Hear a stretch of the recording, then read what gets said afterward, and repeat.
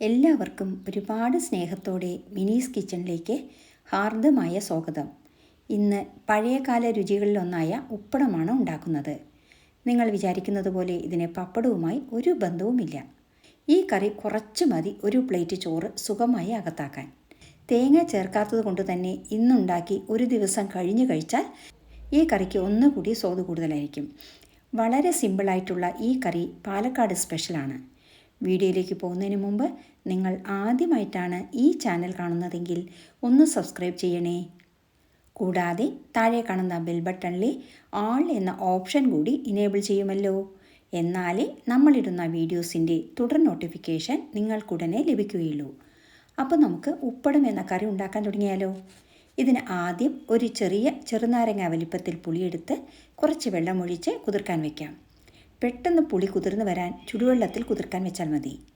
ഇനി വേണ്ടത് ഉലുവ, കുരുമുളക്, പുഴുങ്ങലരി, പച്ചമുളക്, കറിവേപ്പില, വറ്റൽമുളക്, വെണ്ടയ്ക്ക എന്നിവയാണ്. വെണ്ടയ്ക്ക കഴുകിയതിന് ശേഷം മുറിക്കുക. വെണ്ടയ്ക്ക മൂത്തു എന്ന് നോക്കാൻ വെണ്ടയ്ക്കയുടെ അറ്റം ഒന്ന് പൊട്ടിച്ചു നോക്കിയാൽ പെട്ടെന്ന് ഒടിയുന്നതാണെങ്കിൽ മനസ്സിലാക്കാം അധികം മൂക്കാത്ത വെണ്ടയ്ക്കയാണെന്ന്. മൂത്ത വെണ്ടയ്ക്ക നമ്മൾക്ക് മാറ്റിവെക്കാം. വെണ്ടയ്ക്കയുടെ തലയും വാലും മുറിച്ച് കളയാം. ഇനി ഇത് സാമ്പാറിന് മുറിക്കുന്നത് പോലെ മുറിച്ച് വയ്ക്കാം. അതുപോലെ 3 പച്ചമുളകും നീളത്തിൽ അരിഞ്ഞു വയ്ക്കാം. ഇനി നമ്മൾക്ക് ഒരു മസാല വറുത്ത് പൊടിക്കണം. ഇതിന് ഗ്യാസ് കത്തിച്ച് ഒരു പാൻ വയ്ക്കാം. പാൻ ചൂടായി വരുമ്പോൾ എടുത്തു വെച്ച 2 സ്പൂൺ പുഴുങ്ങലരിയിട്ട് സിമ്മിൽ വറുക്കുക. ലേശം മൂത്ത് വരുമ്പോൾ 1/2 സ്പൂൺ ഉലുവ കൂടി ചേർത്ത് വഴറ്റുക. ഉലുവ കൂടിപ്പോയാൽ കറിക്ക് കയ്പ്പ് അനുഭവപ്പെടും. ഇനി ഇതിലേക്ക് വളരെ കുറച്ച് 3-4 കുരുമുളക് കൂടി ഇട്ട് വറക്കാം. കുരുമുളക് ഓപ്ഷനിലാണ്, ചിലർ ചേർക്കാതെയാണ് ഈ കറി ഉണ്ടാക്കാറ്. ഇനി 4 വറ്റൽമുളക് കൂടി ചേർത്ത് വഴറ്റുക. സിമ്മിൽ വഴറ്റാൻ ശ്രദ്ധിക്കുക. അരി മൂത്ത് പൊരിഞ്ഞു വരണം. അതിനുശേഷം ഗ്യാസ് ഓഫ് ചെയ്യാം. ഇനി മസാല തണുക്കാൻ വയ്ക്കാം.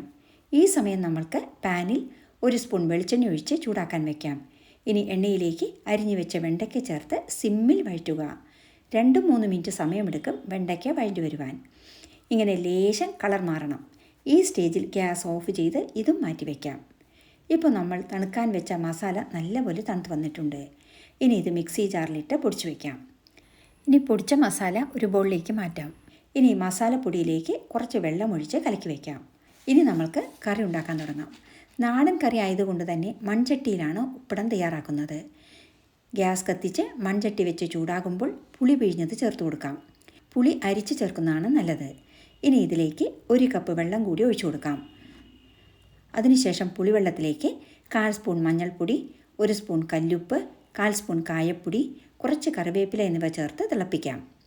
അടച്ചു വെച്ച് തിളപ്പിക്കുക. പുളിയുടെ പച്ച ചുവ മാറണം. ഇനി ഇതിലേക്ക് വഴറ്റി വെച്ച വെണ്ടയ്ക്കയും 3 പച്ചമുളക് അരിഞ്ഞതും ചേർത്ത് അടച്ചു വെച്ച് 5 മിനിറ്റ് കുക്ക് ചെയ്യുക. അതിനുശേഷം പൊടിച്ച് കലക്കി വെച്ച മസാല ചേർത്ത് കൊടുക്കാം. ഇനി ഇതിലേക്ക് 1 സ്പൂൺ ശർക്കര കൂടി ചേർത്ത് കൊടുക്കണം. കല്ലും മണ്ണും ഇല്ലാത്ത ശർക്കര ആയതുകൊണ്ടാണ് നേരിട്ട് കറിയിലേക്ക് ചേർക്കുന്നത്. അല്ലാത്ത ശർക്കരയാണെങ്കിൽ ഉരുക്കി അരിച്ച് ഉപയോഗിക്കുക. ഇനി ഉപ്പും പുളിയും എല്ലാം കറക്റ്റാണോ എന്ന് ചെക്ക് ചെയ്യാം. ഉപ്പ് കുറവാണെങ്കിൽ കുറച്ച് ഉപ്പ് കൂടി ചേർത്ത് കൊടുക്കാം. കറി നല്ലപോലെ തിളച്ച് കുറുകി വരണം. ഇനി ഗ്യാസ് ഓഫ് ചെയ്യാം.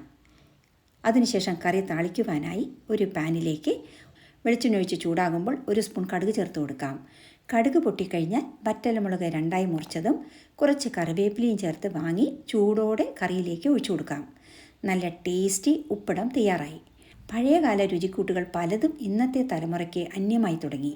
അങ്ങനെയുള്ള ധാരാളം വിഭവങ്ങൾക്കും ഹെൽത്തി വിഭവങ്ങൾക്കും നമ്മുടെ ചാനൽ സേവ് ചെയ്ത് വെച്ചോളൂ. ഉച്ചയൂണിന് പറ്റിയ കറി ആയതുകൊണ്ട് സൈഡ് ഡിഷായി കുറച്ച് അയില മീൻ കൂടി വറുത്തെടുക്കാം. ഇനി നമ്മൾക്ക് ഊണ് വിളമ്പിയാലോ. പ്ലേറ്റിൽ നല്ല ചൂട് പൊന്നിയരി ചോറ് വിളമ്പി അതിൻ്റെ മുകളിൽ നമ്മൾ തയ്യാറാക്കിയ ഉപ്പട കറി കൂടി ഒഴിച്ചു കൊടുക്കാം. പൊരിച്ച മീനും കട്ടത്തൈരും അച്ചാറും അരിക്കൊണ്ടാട്ടും കൂടി ആയാൽ ഊണ് ബേഷായി. മീനിൻ്റെ കൂടെ തൈര് കഴിക്കാൻ പാടില്ല എന്ന് കേട്ടിട്ടുണ്ട്. അങ്ങനെയെങ്കിൽ തൈര് ഒഴിവാക്കാം. വളരെ സിമ്പിളായിട്ടുള്ള ഈ കറി ഒരു പ്രാവശ്യമെങ്കിലും ഉണ്ടാക്കി നോക്കൂ. എരിവും മധുരവും ഇടകലർന്ന ഒരു നൊസ്റ്റാൾജിക് കറി. ഈ റെസിപ്പി ഇഷ്ടമായാൽ ലൈക്ക് ചെയ്യാനും ഷെയർ ചെയ്യാനും മറക്കരുതേ. കൂടാതെ നിങ്ങളുടെ വിലയേറിയ അഭിപ്രായങ്ങൾ താഴെ കമൻറ്റ് ബോക്സിൽ രേഖപ്പെടുത്തുമല്ലോ. വീണ്ടും മറ്റൊരു നല്ല വിഭവവുമായി കാണാം. Thanks for watching and supporting.